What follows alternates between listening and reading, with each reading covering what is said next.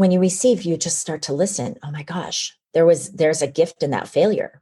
There's insights. And when you start to receive those things and slow down to listen to those lessons and messages, you start to have manifestations that come from feeling good, pleasurable experiences. And so you become more connected to your relationships, that kind of openness and abundance in general with the people around you, and connectedness to yourself and to others.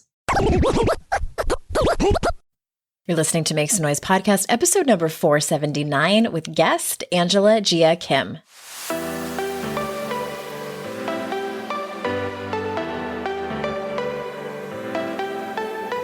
Welcome to Make Some Noise podcast, your guide for strategies, tools, and insight to empower yourself. I'm your host, Andrea Owen, global speaker, entrepreneur, life coach since 2007, and author of 3 books that have been translated into 18 languages and are available in 22 countries. Each week, I'll bring you a guest or a lesson that will help you maximize unshakable confidence, master resilience, and make some noise in your life. You ready? Let's go. Hello, everyone. Welcome to another episode of the podcast. I am so glad that you have chosen to spend your time with me today. And if you are working out, when you listen to this, I hope you have a great workout. And if you're driving, I hope that you get all green lights and have no traffic and don't miss your exit. I know that can happen to me sometimes. And maybe you're out on a walk. I don't know, walking your dog. I hope you're having a great day. And also, there are a couple of more openings for private coaching if you would like to work with me or one of my lead coaches. If you're going to work with me, there's kind of 3 different options. I can take you through the Daring Way curriculum, which is sort of a deep dive, or you can have open sessions where you bring the agenda, you bring your goals and priority of focus, and we get it done. Then the last thing is I do consulting. I've had kind of several people, it's a thing now, who come to me who want to write a nonfiction book, don't know where to start, or they want to write a book proposal, don't know where to start, or they have something in that realm where they're feeling super lost, and I may or may not be a great fit for that. So shoot us an email if you're not sure, or you can fill out an application, andreaowen.com/apply, and we'll see what's good. All right. Today's episode, I have been loving this self-care theme. I'm also really looking forward to the next theme, which is women's health. I've been scouring the internet. And by scouring the internet, I mean looking who I follow on social media. No, I'm only half kidding. But I am excited partly for selfish reasons, because I am going through some stuff over here, like with hormones and all that. I just hired a new doctor here. Do you hire a doctor? I guess that's how it works. I have a new doctor. We start next Monday, and it's all about like hormones. Is it autoimmune? Is it just being 47 and a half? What is happening? So stay tuned on that. But that's what we're going to be talking about in the next theme coming up.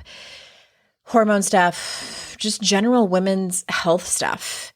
And I was thinking about it this morning. I think we should have a sex theme.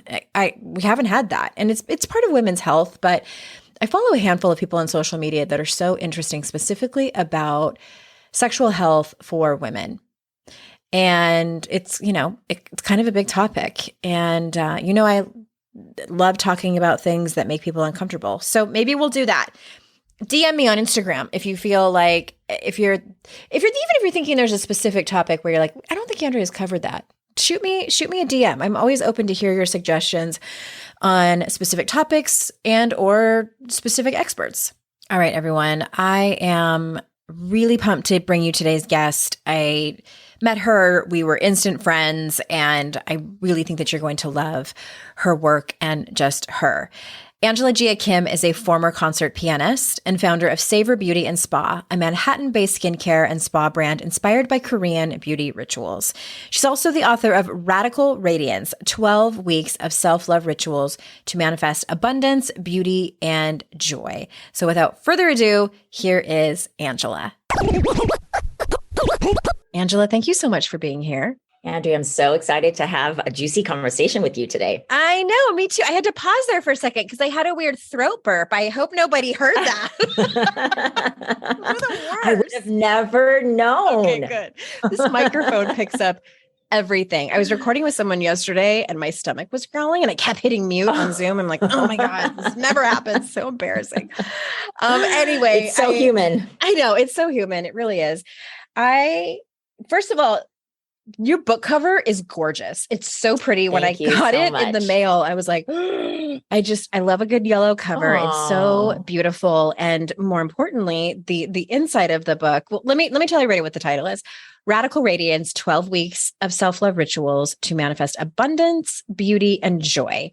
And okay, I want to cover every single chapter, but we can't.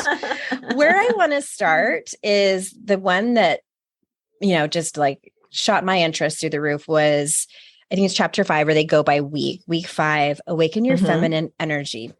You and I seem to have some stuff in common where I always thought feminine energy was just kind of like light and airy and like kind of wishy-washy and just like childlike and just passive, period. Yes. And I love how you explain it. I love how there's a chart. So can you kind of I'm going to just throw it out there, and can you explain to the listeners maybe what the difference is between masculine and feminine energy and why it's important for us to lean into our feminine energy? Okay. So before I get into the chart, let me back up and tell you, yes. I agree. I agree with everything you said about feminine energy. I used to think it was, for people who weren't type A, who weren't going to go after their dreams. And yeah, as you said, like super passive. Mm-hmm. And so I used to be a concert pianist. And then when I kind of had this career shift into an entrepreneur, I thought I had to compete with male colleagues, male founders, right? So I went into masculine energy overdrive, meaning that I feel like I became kind of hardened. I went from an artist to becoming a boss. I was like, make it happen mode. NBC's Today Show even featured me. They were like, they have this early bird series and they came to my house at 4 a.m. and I would be up, and they were like, wife, mother, entrepreneur who runs successful businesses. Her day starts at 4 a.m. And it was just like a crazy schedule where I was doing my daughter's play dates, and then I was attending meetings, and I was very numbers focused. And, I think you and I talked earlier about how when there's a crisis that often happens before a breakthrough, right? You break down in order to break open. So, and that's what happened. And I was starting to have panic attacks, and my body was like giving in, but my mind was like, keep going. And that was such a lie, So I think what ended up happening is I decided that I wanted to explore a more feminine way of doing business. I call it spiritual 7 figures. Because I really believe that you can get to experience success in a completely different way. And it was just really connecting with my feminine energy, which, Andrea, it's actually so much more powerful, what I mean? Like, so let me share. Okay. Now that I gave you that backdrop, let me just share with you, like the difference between masculine and feminine energy. Okay. So I'll just go through, there's a big list on page 120 of the book. But so masculine energy is like drive, assertiveness, protection, singular focus. Feminine energy is more about creation, connection, warmth, diffused awareness, right? Like we always say multitasking, but I like to call it diffused awareness, where it's like you can kind of be aware of a lot of things. You can read the room and also lead a meeting, right? Or lead the room and read the room and also take care of your kids, So it's much more about comfort, warmth, empathy, inspiration, flowing, receiving. That's a huge feminine energy piece.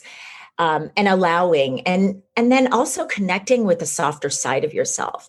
I think the masculine side likes to do, and the feminine side likes to be. And once I started to embrace this feminine energy, I noticed that I didn't overwork. I slept better. I felt better. I feel like I was a more empathetic warm mom, boss, partner. So that's what I really, really love about embracing the feminine energy. Did you experience any of that in your own life as well? Well, I was just about to say, like, I had to experience multiple burnouts before I finally was like, oh, there's another way of doing life. And Yes.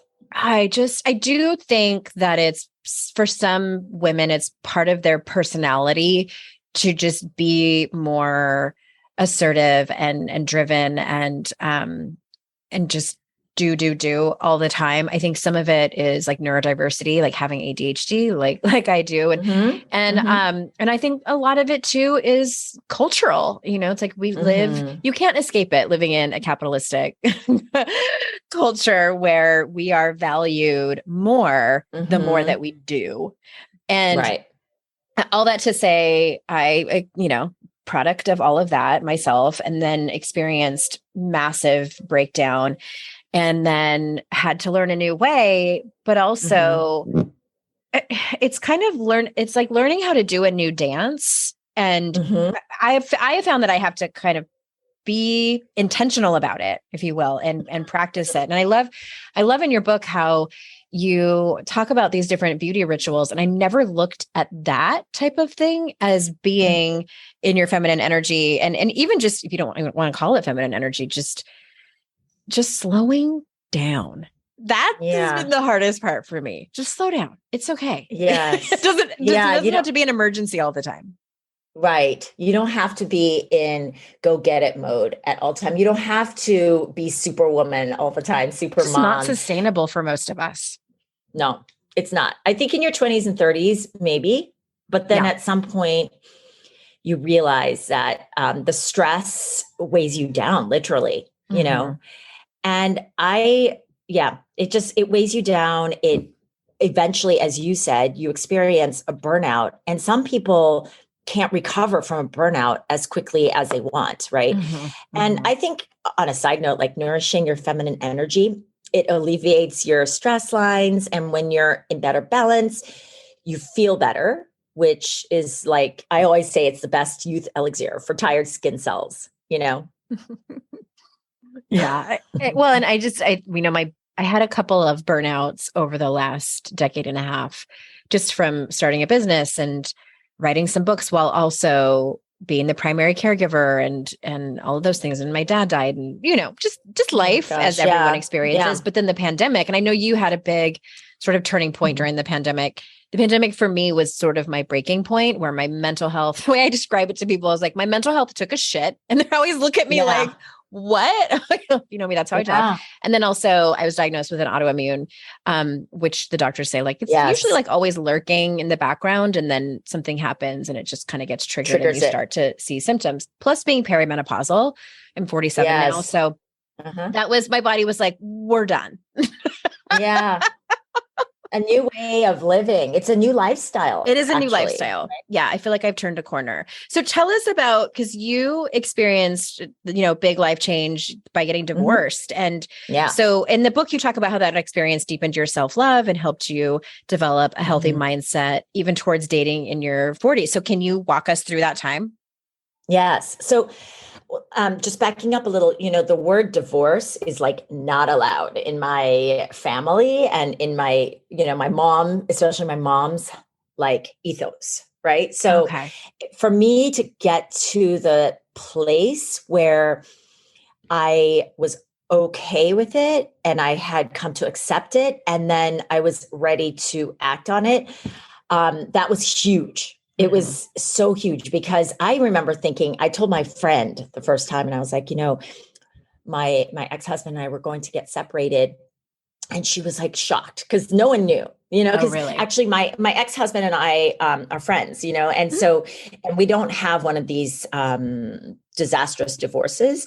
We came to it very peacefully, and it was just a natural growing of separate ways. He preferred the country, I preferred the city. We realized our life goals were no longer in sync. And so it wasn't like this like drawn out horrible thing. In fact, We got divorced for under $2,000. We didn't hire lawyers. We did all the mediation ourselves. Oh, wow. It was just our easy. therapist was like, yeah, it was just very easy divorce. Right.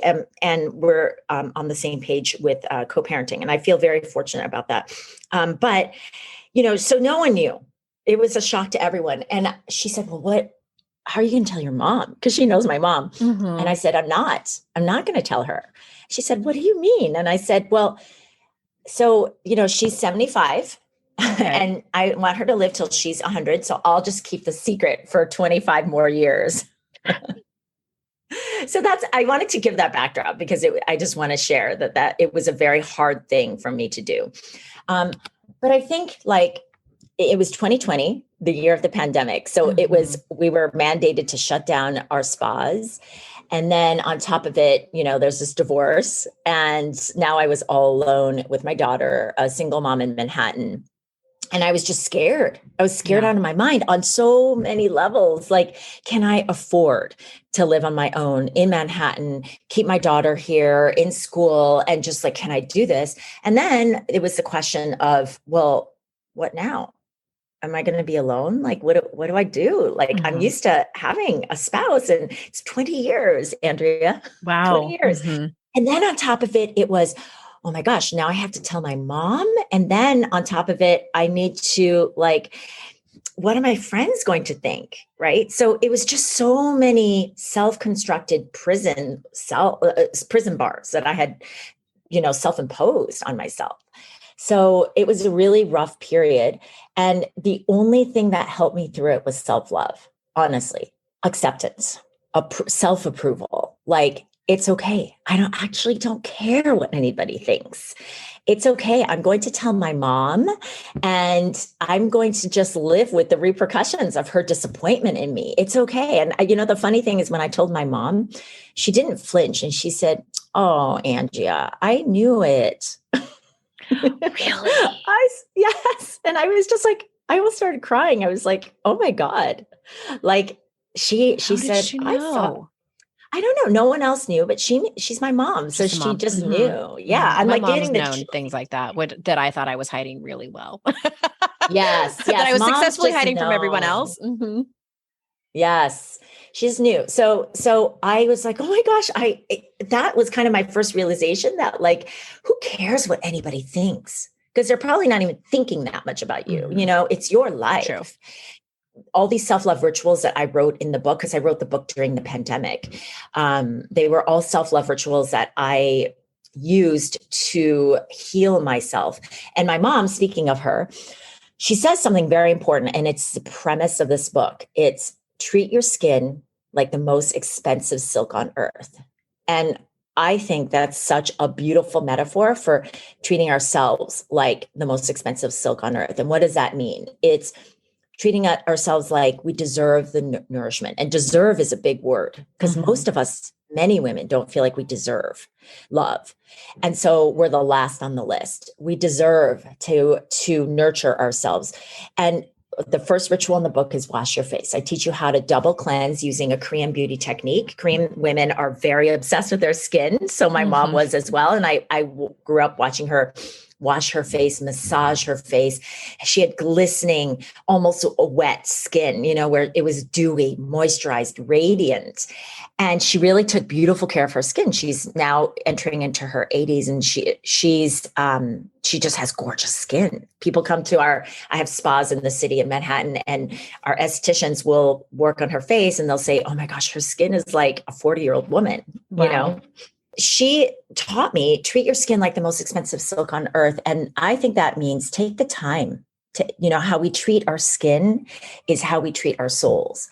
So I learned how to treat my soul through how to treat my skin. So even taking 1 minute to wash your face, you will be shocked, Andrea, at how many women have a hard time taking 1 minute to wash their face at night. Yeah. And that washing your face is very symbolic, because what a lot of women don't know is if you go to bed with not washing your face, you're going to bed with sweat, blocking your pores, sebum, toxins from the day, dirt, debris in your pores, which either will help make you break out, or it breaks down the collagen in your skin, which makes you age faster. And so I like to view washing your face as a spiritual ritual where, yes, on your skin, you're taking out all the dirt and debris and you're softening your skin and you're moisturizing it. But also, you can do that for your soul at the same time. I'm going to bed purified and I'm not going to worry about tomorrow. I'm not going to worry about my to-do list. I'm leaving that outside of my bedroom door and I'm going to go to bed cleansed, refreshed, rejuvenated so that I can have a good night's sleep. It's just a small little 1-minute reminder, and when you look at that as a very powerful ritual and symbolic stance on non-negotiable time, I tell women to do this throughout the 12 weeks. It can be life-changing because it's a small transformative change that then you start applying to other aspects of your life. Well, if I can take 1 minute to wash my face, can I take 5 minutes to stretch my body and tell everyone in the house to leave me alone? Can I take an extra 5 minutes to do some planning and meal planning? Can I take another 5 minutes to plan out my day so it does not feel rushed and chaotic? Can I take 5 minutes, 10 minutes even to meditate? And so it just starts with one small change that can help change your life. Just grows from there. Yeah. Do you wash your face at night, Andrea? So I didn't start washing my face. Well, I think probably washing my face and wearing sunscreen was sort of when I finally started that ritual together.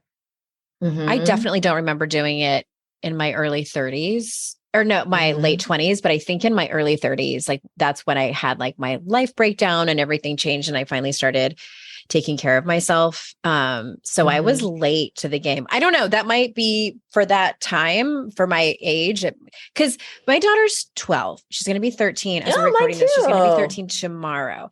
And she's been washing her face for about a year, maybe 2 years now. And I watch her. And I'm like, I never would even think of doing this when I was her age. Yeah. And I'm so glad that these girls are starting that younger. So one time, a quick story, years ago, someone tagged me in on Instagram stories and she said, she was like doing her skincare or something. And she goes, and I'm taking a note from Andrea Owen. Don't forget your neck, because if there's one thing I would go back and change, remembering to put sunscreen. When I did start doing sunscreen, it was just on my face and I forgot my neck and chest. And I'll tell you what, that neck shows your age in the tops of your hands. I now have sunscreen. I carry sunscreen in my purse. And when I'm driving, I put it on the tops of my hands. It's like these little things that many of us don't think about. Things have changed. But that I certainly didn't think of. Okay. You know what? I will say this. You just taught me something about skincare because I don't put it on my neck. I don't put sunscreen on my neck and my hands. And that is huge. I'm going to talk to my estheticians about this. I'm going to tell them, Andrea Owen, neck and chest and hands. That's beautiful because you're right. Well, I'm always saying, don't forget to moisturize your neck, your décolleté, and your hands, because most women, what they'll do is they'll moisturize their face, and to my horror, they'll wipe their hands with a towel, and I'm like, no, take all that cream, amazing cream, and apply it to your neck and décolleté and hands. So I'm really glad you mentioned the SPF. On that note, SPF. So I always think the skin can teach us soulful lessons, right? So SPF is a great way to remind yourself when you're putting it on that you're protecting your skin from harmful rays that can really wreak havoc on your skin. And I even think of that and I'm like, well, that even teaches us healthy boundaries in general. You know what I mean? Like, and I have a chapter in the book about how to say no in a way that feels, because I think women have a hard time saying no and putting up boundaries because 100%. They don't want to be mean, right? Right. Well, it's a misconception about what boundaries actually look like. Ooh, you sound like you know a lot about that topic. I do. You said that with a lot of authorities, and now I want to interview you around that. But yeah, so like in the book, I give ways that you can say no that feel. You know what? You're not really saying no. You're saying yes. You're saying yes to yourself. Yes. Is that? Yeah, I know. You and I should talk again about boundaries. We'd have a whole episode just on boundaries, but I think that that's a common misconception that setting boundaries needs to be confrontational, that it needs to be an ultimatum, that it's, a precursor to falling apart of a romantic or, platonic relationship. And it's not. I mean, it's just, I love Brene Brown's definition of it. She said, it's just really like what is okay and not okay in your life. And I want to say this too about boundaries. Here's how I describe it. It's easy for me, not easy, but it's much easier for me to set a boundary with my neighbor or with my kid's teacher or with a colleague than it is for me to set a boundary with a family member. I will procrastinate on that forever and ever. Amen. I always want to be transparent about it because I tend to talk about boundaries so matter of factly. I don't want anyone to think that it's supposed to be easy. It's one of the hardest conversations you'll ever have. Boundaries is kind of about standards, right? Like 100%, if you take it a little bit deeper, it's kind of like having certain standards in your life that it's a quiet shift, but it's very powerful. If you're just like, that needs to rise to my standard, and it doesn't have to be haughty. It doesn't have to be arrogant. It's just, this is my standard. And if it's not there, I don't need to accept it into my life. Right. Yeah. And even I talk about like, even nature has boundaries, like the mountains stop, the ocean starts, the trees, you know what I mean? Like there's the sand and there's the ocean. Like even nature understands the power of these. Where do they start? Where do they stop? And you can coexist in a beautiful way, right? I look to cats for for inspiration or of boundaries. I probably saw it on TikTok. That. Well, somebody was saying that she never trusts, like when she's dating in a heterosexual relationship, she never trusts a man who doesn't like cats because cats have boundaries. Yeah. And if you think about it, they sure do. Like they don't usually like to be petted without their own consent. If you just, watch a cat's behavior, they have really strict boundaries. And her whole philosophy was people that don't like cats tend to not like people who have boundaries themselves.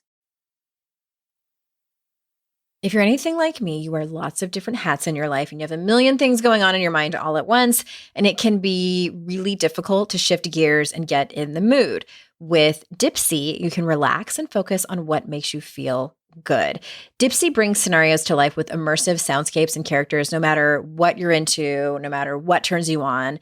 You can find stories that are about that intriguing coworker that has a British accent, or maybe hooking up with your hot spinning instructor. It's an app with hundreds of short, sexy audio stories designed by women for women. They also have sleep stories, wellness sessions, and they now offer written stories. For listeners of this show, Dipsea is offering an extended 30-day free trial when you go to dipseastories.com/noise. That's 30 days of full access for free when you go to dipseastories.com/noise, dipseastories.com/noise.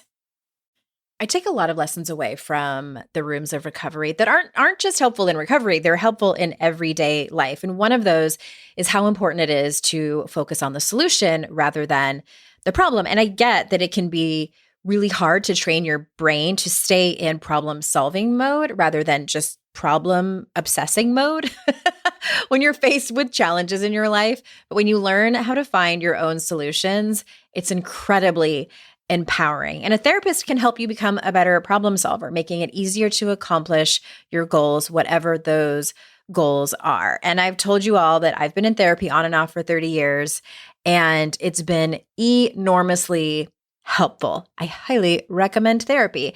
BetterHelp is a great option if you're thinking about giving therapy a try, even if you've been in therapy for a long time, like I have. It's entirely online. It's super convenient and it is affordable. You fill out a brief survey, you get matched with a therapist, you can switch therapists at any time. I absolutely love it. When you want to be a better problem solver, therapy can get you there. Visit betterhelp.com/kickass today and get 10% off your first month. That's betterhelp.com/kickass. I want to switch gears here because I'm super curious about this, and I would love for you to tell the audience, because in the book you talk about planning self-care sabbaticals and self-love adventures and sort of like inspiration getaways that restore your soul and, of course, restore your skin. So do you have, can you just talk about that generally speaking, or if you have some tips for planning those? Okay. Yes, I love it. These are what I officially call like radiance retreats. I started going on this when I got separated from my husband at the time. The first day, because my daughter and I are very close, so she's also 12, going on 13, and we are very close. And I don't think I even spent one night apart from her in the first decade of her life, And so when she started going to her dad's on the weekends. I was just like, oh my God, I'm separated from my daughter for the first time. I was not used to being alone with a blank canvas of unfilled, unscheduled time. And so my first instinct was just to be depressed and curl up in bed and just stay in bed all day watching like Real Housewives. Just lonely. Yeah, lonely, and just pigging out on cookies or whatever I could get on. I tried to do gluten-free. I would eat anything gluten, just kind of self-sabotaging. And then I just woke up the next morning. I was like, you know what?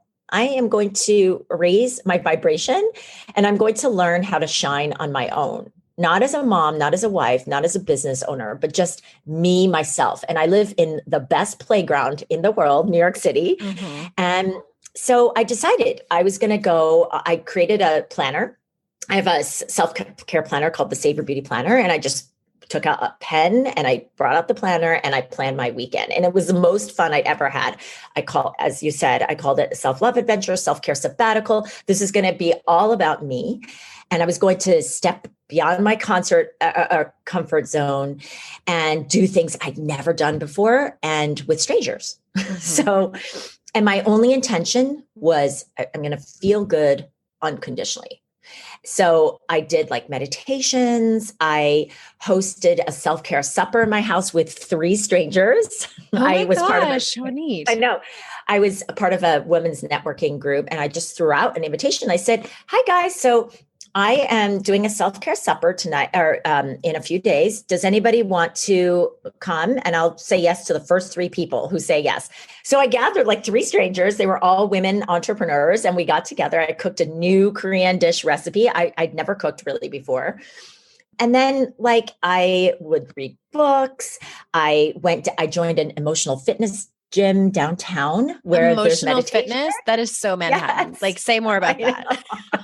So it's a frequency dome where you go in and all these people go into this like tent inside and they have like this like kaleidoscope in the ceiling. And then you do like breath work with this amazing music. And it just feels like you're really high on psychedelic drugs, but you didn't do anything but breathe, Okay. And then like I went to a sound bath. I don't know if you've ever heard of sound baths. I've heard of them. I don't know what they are though. So it's like a gong with a sound bowl and they put it all over your body, like these sound bowls. And then they, and so the vibration heals your body. So I did that and I met a friend there and I didn't know who, he just seemed like a really nice guy. We became friends on Instagram. He was like, hey, he's the one that introduced me to the emotional fitness gym. He was like, do you want to go to this with me? And I was like, yes.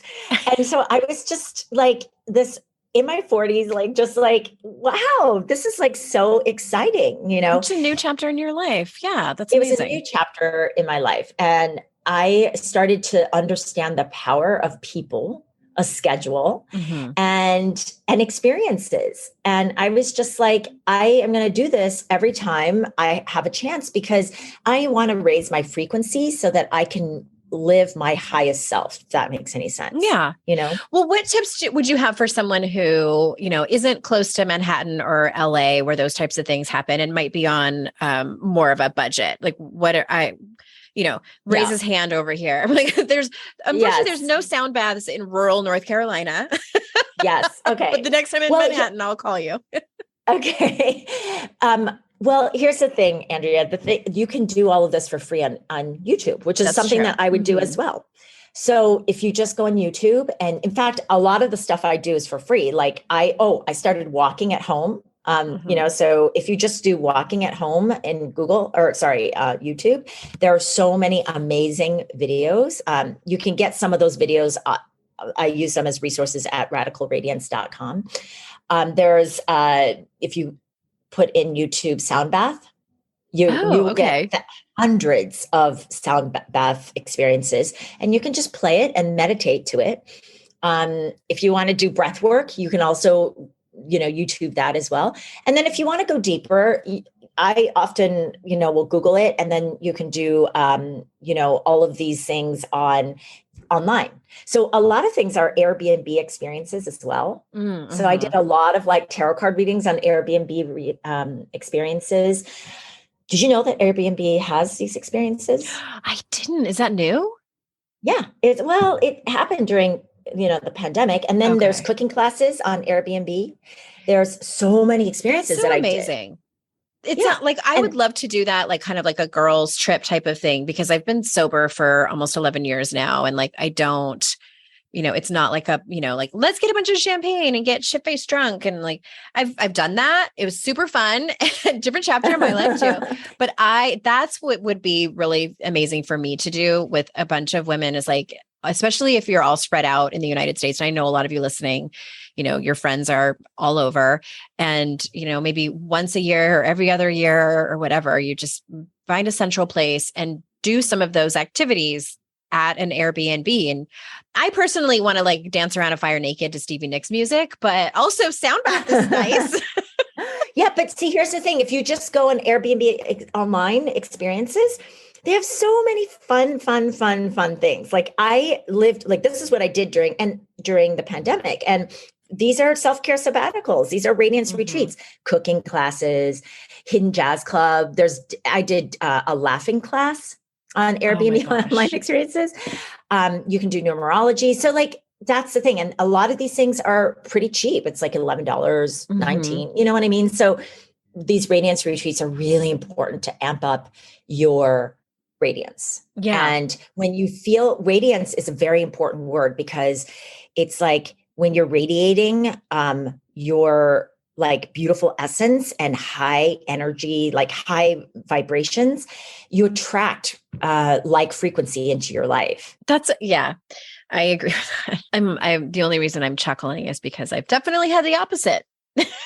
Yes. And I think during that time, and I know you can relate to this, Andrea, like after a divorce or after a breakup or after, it doesn't even have to just be a divorce. It can be, after, if you're in a job that you don't enjoy, or, just like anything that brings you down.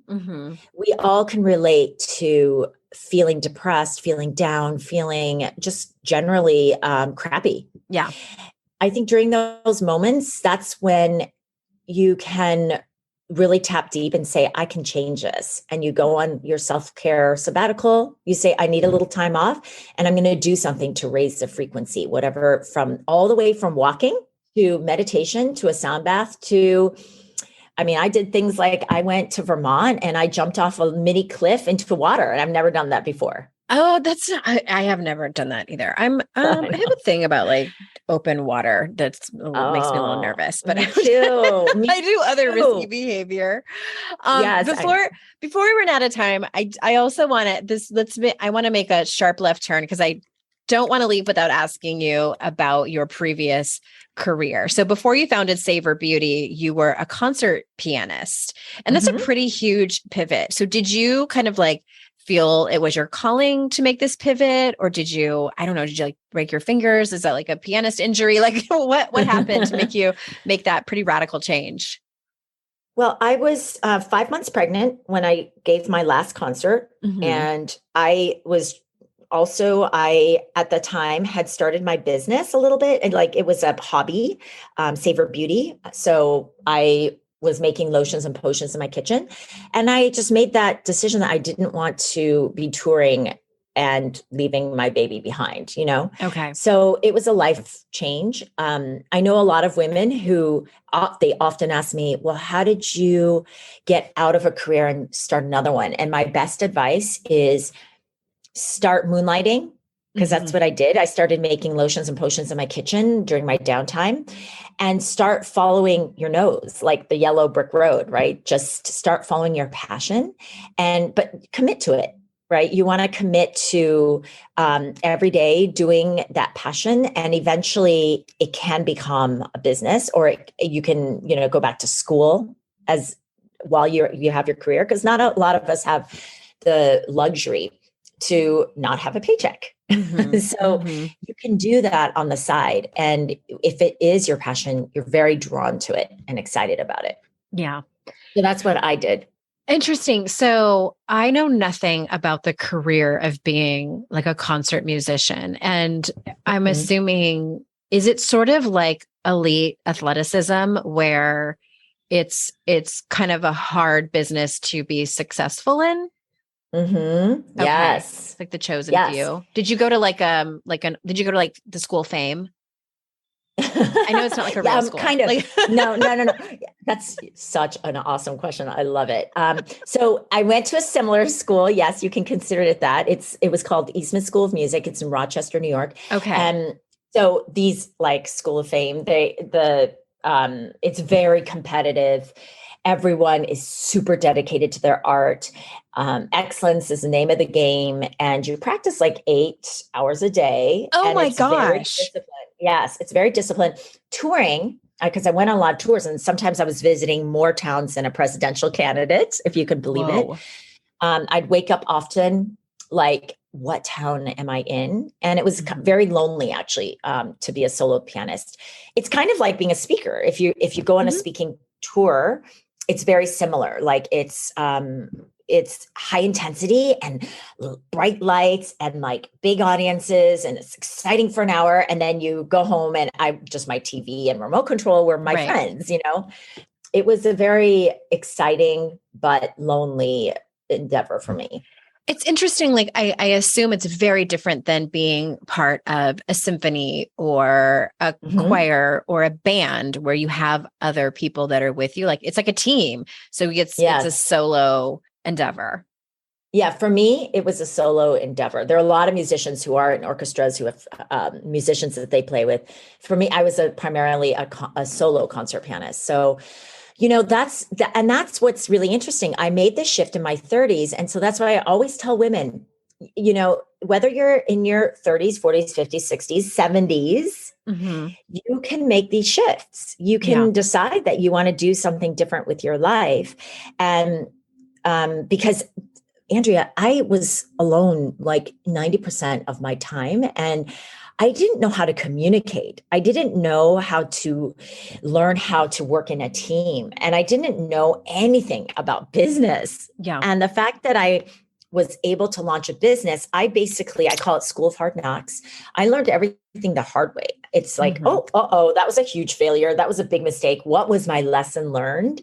And how am I going to improve from here? And that's what I did every day. Didn't you go into debt to open your first store in New York City? Yeah. I put around $60,000 on my credit card, and I didn't even know I was just getting into debt. It was so stressful. Yeah. But I always said to myself, well, if I don't make it in business, because it was expensive, like you had to buy all these ingredients, opening up a retail spot in Manhattan is really expensive. And so, and I didn't have money. I had no money, no experience. I was so naive. Like, I don't know if I would have the guts to do it today. What I was doing back then, right? Ignorance is bliss, right? So, I went to debt, and my life is all about game of inches. People think, oh, you have the successful business. Oh, honey, sweat, blood, tears, and a game of inches. Like every day it was trying to get up and make a better decision from a mistake, or, small little seeds that I would plant along the way. Everything is a game of inches. Because if you think, oh, I'm going to do this big goal, it will stop you dead in your tracks. Oh, yeah. I call it a slog. I like yours. I like game of inches better. A game of inches for a big leap. Okay. Right? Exactly. But that's what people mostly see. It's just like what's on the outside. And oh my gosh, you had this storefront in the West Village and how amazing. And now it's successful, however many years later it's been. But man, that people ask me like, what was the secret to your success? And I said, it was a few things. First of all, I was an early adopter. The timing was everything for me. Second of all, I had delusional confidence. Because I was an early adopter, there weren't a whole lot of people who had done what I did who were ahead of me. So I was just like, of course it's going to work out. Like, why would it not? I wish I had that same, it's that similar to ignorance is bliss. And also, like we were talking about at the beginning of the show, I had a lot of masculine energy driving the bus. Driving the race car is actually because it wasn't a bus. Yes, and a race that car led to burnout. I can't even imagine doing it any other way. But I will say there was lots of blood, sweat, and tears. Now I know where that term comes from because it's a slog. It's that game of inches. And I also want to say one more thing before we close. And this, you might disagree with me on this, but I also think that entrepreneurship is not for everyone. And no, it's not. It's not for everyone. No, absolutely not. In fact, it's kind of for a crazy few. Yeah. And it does not mean that we're better or smarter or more intelligent. Sometimes it's people that have a lot of resources that they didn't earn. But it's also, my husband tried it over the pandemic and then was kind of like, I don't think this is for me. And I was like, I could have told you that ahead of time. I don't want you to see it for yourself. It's, and I also think that, sometimes every once on a blue moon, I get really tired and really burned out. And I think about going to work at for a corporation or 9 to 5 type of thing. And it just seems more appealing. And then I'll hear, I'll have this conversation with myself. And then it's like, well, but I don't know if I would be passionate about that. And then I just also think that it is a luxury to be passionate about what you do. And I also don't think that it's like all or nothing. Like you can still have a really fucking fantastic life and not be passionate about your job. Like I don't want you to hate it. I don't want you to hate who you work with and think that what you do is worthless. But I think girl boss culture was pushing this notion of like, if you love what you do, you won't work a day in your life. I'm like, really? Because this feels like a job most days. But I think the bottom line of what I'm trying to say is you can still have a really fulfilling life and do a job that you're not, quote unquote, so passionate about. Right. And the passion, I really believe we all want and desire passion in our lives can come from hobbies and outside of 9 to 5. I think, Andrea, you bring up a really good point. And yes, I agree 100% with what you're saying. I used to coach, I've probably coached thousands of women entrepreneurs. And here's what I will say. One thing that most of us have in common is that we've had tough lives. And so there's a lot of healing that many entrepreneurs find through their business. I know for me personally, I was kind of an outsider growing up as an Asian kid in a primarily white town in Iowa. And so I learned independence and I have to do it my way very early on. And so there is some value and something amazing about, and I feel admiration and envious actually of people who can turn off work at 5, and there is something very nice about the stability of working for, another company and not having to worry about payroll and not having to worry about the A to Z of running a business. There's something really beautiful about that too. So I think both ends have pros and cons. I don't think I'm hireable. I think I'd get fired on the first day. Which one's winner? The big mouth and who can entertain you for a few hours. So yes, many entrepreneurs are not employable. I agree with that. Well, before we close up, I could talk to you all day long and just thank you so much for your wisdom, for your rich wisdom today. And is there anything that you want to circle back to that we talked about over the last 45 minutes or so that you want to say in order to feel complete? I want to circle back really quickly on feminine energy, because I think there's something, a very powerful message and lesson that we can learn from from feminine energy, and that's softening to receive. And we talked about how you treat your skin is how you treat your soul. I think that, like for Savor Beauty facial, for example, we will use a hot, moist towel and steam to soften the pores before applying nourishment, through creams and serums. And this process of softening melts the debris and the hard stuff to butter-like consistency, so the skin can extract, the pimples or drink up the mask and cream's nutrients. And I think we can apply the same process to like the inner pores, right? The soul. When we soften the edges, what that means is you're slowing down, you're listening to others more intently, and then you're receiving to more abundantly. And receiving means, we talked earlier about my mistakes as an entrepreneur and as a human being. When you receive, you just start to listen. Oh my gosh, there's a gift in that failure. There's insights. And when you start to receive those things and slow down to listen to those lessons and messages, you start to have manifestations that come from feeling good, pleasurable experiences. And so you become more connected to your relationships. I would even venture so far as to say you'll receive more financial abundance even from that kind of openness, right? And abundance in general with the people around you, and connectedness to yourself and to others. So that's my closing statement of feminine energy: soften to receive. I love that. And also, you might hear something on a podcast episode that sticks with you that you've heard before, or you might have missed, if you weren't. So I appreciate that so much. And where do you want people to go to grab the book and maybe you have some bonuses, right? Yes. So when you go to radicalradiance.com, you can click on virtual goodie bag. And when you purchase the book, all you need to do is go to this link and upload your receipt, and then you'll get a good virtual goodie bag worth $350, which include a manifestation workshop that I created, my 1-minute glow routine to get ready for a Zoom meeting in a New York minute, beauty food recipes, and a $25 gift card to savorbeauty.com. So you can get $25 of whatever you want at savorbeauty.com. So that's my gift to all of you. And so you need to do is just go to radicalradiance.com. I would love to connect with everyone at Angela Jia Kim on Instagram. And thank you so much, Andrea, for having me. It's been such a joy to speak with you.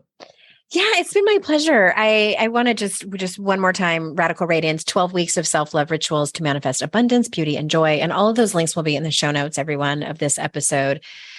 Thank you, listeners, for sharing your time with me and my guest today. You know how grateful I am for your time. And remember, it's our life's journey to make ourselves better humans, and our life's responsibility to make the world a better place. Bye for now. Hey, did you know there's free secret podcast episodes waiting for you that are not part of my regular podcast feed? Yes, AndreaOwen.com/free. And you just sign up.